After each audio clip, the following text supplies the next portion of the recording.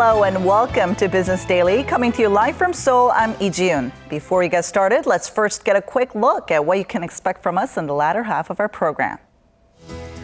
Online-only banks will put all banking-related business at your fingertips. We take an in-depth look at how these virtual banks might make their way into Korea. Seoul passes a new regulation to lower real estate commission rates to lessen the burden of home seekers. The Korean government is spending at a faster rate in its efforts to revitalize a slumping economy bogged down by weak domestic spending and falling exports. The finance ministry said the government has spent some $97 billion as of April 10th, or about a third of its annual budget, surpassing its target by 1.5%. During the fiscal management review meeting, officials also agreed to pursue revisions that would enable ministries to directly allocate resources rather than going through the finance ministry. They believe this would enhance the efficiency of government spending.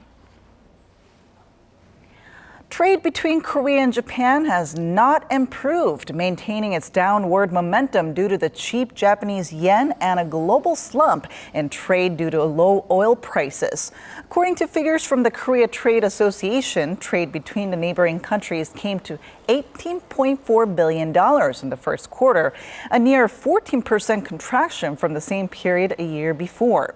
Exports shrunk 2.5 times faster than imports. Trade between the neighboring countries has been declining for 3 consecutive years, with this year poised to see a drop as well.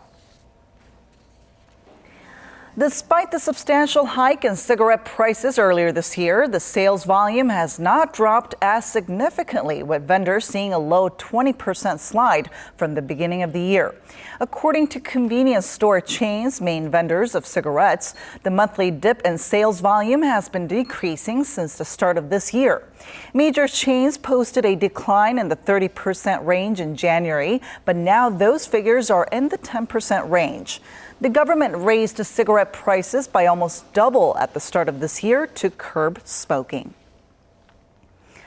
Real estate commission for prospective homebuyers in Korea has been a common source of complaints, especially for those looking to buy homes in the higher price range. So, to relieve this burden, local governments have been capping commission rates, and the Seoul government has decided to follow suit. Our Jung has the details. For those looking to rent or purchase homes in Korea's capital, it looks like costs at the real estate office will be seeing a dip with the new regulation passed by the Seoul Metropolitan Council.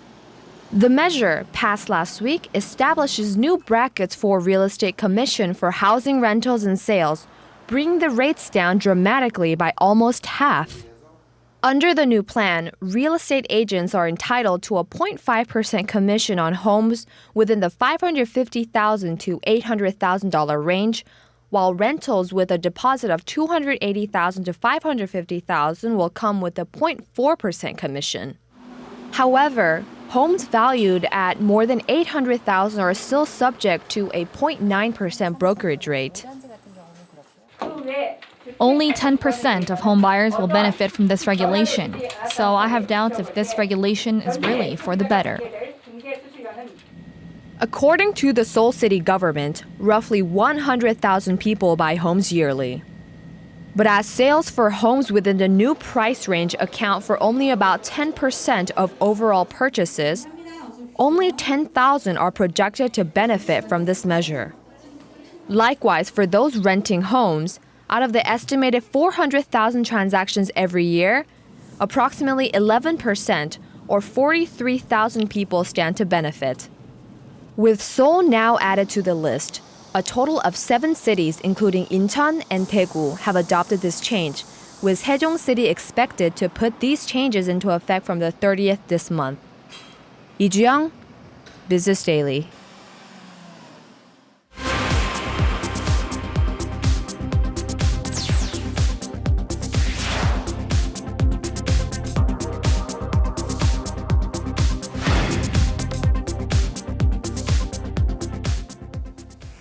Online-only banks, they're also known as virtual banks or direct banks that aim to break away from the traditional model of network-based banking, but still offer all possible banking services remotely with the help of technology. But how can these banks make their way into Korea? Our Eunice Kim has more. Checking your balance, making transfers, taking care of banking errands in person has become a thing of the past, thanks to the convenience of online and phone banking. And there could soon be the option of doing all banking-related business virtually, thanks to a planned introduction of internet-based banks this year. A commercial for an overseas online-only bank. The husband takes care of the chores his wife left him, all within the comfort of his couch, since he's hooked up to the web. One of the merits of such a system would be lower fees, as there would be no need for operating or payroll costs tied to a brick-and-mortar bank. Internet-based banks have been around in the US, Europe, and Japan since the 90s. In Korea, attempts to establish them in 2002 and 2008 were blocked, never making it through the National Assembly due to unresolved issues. We need to realign institutions and practices that have made change impossible. We also need to re-examine regulations that have kept bank capital and industrial capital separate. Relaxing such rules, as well as those that require in-person identity authentication, are just some of the tasks that still need to be ironed out. It just takes one irresponsible finance company to destroy any trust in the industry as a whole.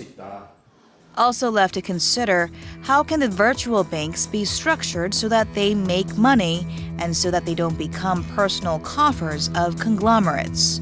All questions that must be addressed before the banks of tomorrow are to arrive today. Eunice Kim, Business Daily.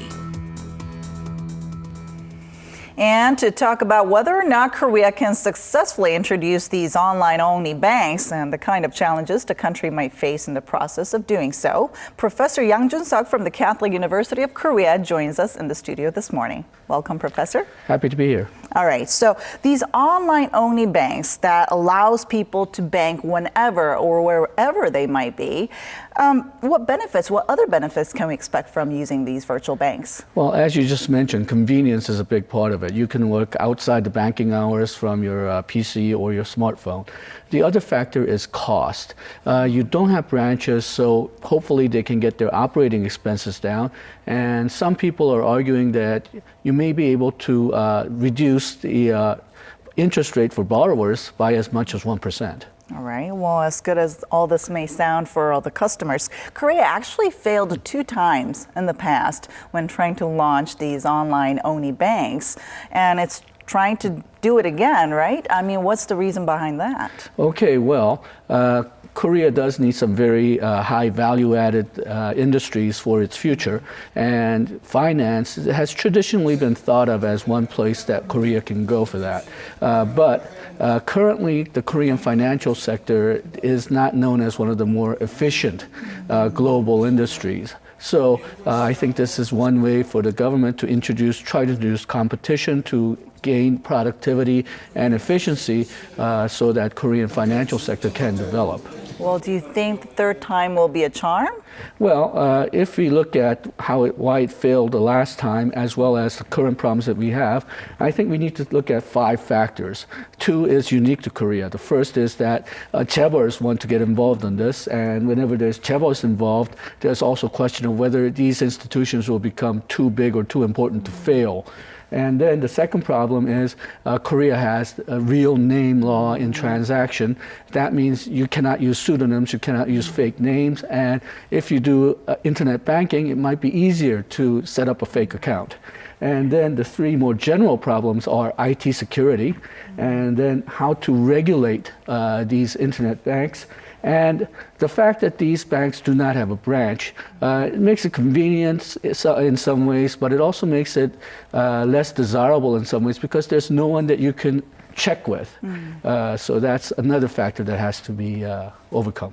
All right, and there are also the problems of not being able to see your banking official face to face, and how are banks going to confirm their customers when they don't see them face to face to confirm their identification? Right, well, the traditional way that Korea has done this is through government mandated security measures and certificates of identity. Now, there has been a lot of controversy in the last few years because, well, these measures that Korea has taken was was the state of the art when it was introduced last decade. But because it's government mandated, they haven't been really updated. So now we have things like ActiveX, which Korea is practically the only country that it still uses. So government is trying to play catch up. That's always a problem when government sets one security rule. If government says that this is the only way that you can maintain security, it becomes a target for hackers. So that's going to be a problem, whether they're going to set up one government mandated security rule or whether they'll follow the US and have the banks use whatever means that they feel secure with. Well, you briefly mentioned what the U.S. is doing, but other countries around the world, including the U.S. and China and Japan, have already launched the online-only banks. Have they been successful? Well, it's questionable. There has been some internet banks in Japan, in China, in the United States. But to take United States for an example, United States has 6,000 banks and only 9 of them are internet banks. And if you think about it, United States actually is a better condition for internet banks to be successful than Korea because they have a very wide land and in some areas there's not that much bank representation, so that makes it perfect for internet banking. But even there, maybe perhaps because they're only starting out, but they only have 9 internet banks out of 6,000. Now, Korea, we have only 4 commercial banks, so we definitely need 4 large commercial banks, excuse me. So we do need some competition, but there's branches everywhere. So it's questionable whether internet banking can compete with those large commercial banks. All right, so I guess the key to success really lies on how these online-only banks will differentiate themselves from the already established services provided by traditional banks. Yes, definitely. All right, thank you so much for coming in today, Professor. Thank you.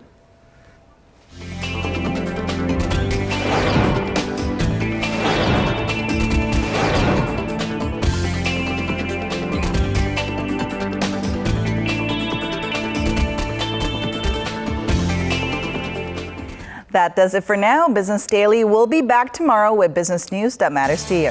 Thanks for watching and bye-bye.